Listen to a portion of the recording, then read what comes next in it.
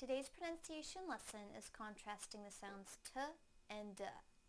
First, I will use each sound in a word. Then, I will put the words into a sentence so that you can hear them together with contextual clues. Please listen closely to the differences in the sounds. First, the t sound in the word try. Try, try. Now the d sound in the word dry. Dry, dry. Now I will use them both in a sentence. I will try to make it dry. I will try to make it dry. I will try to make it dry.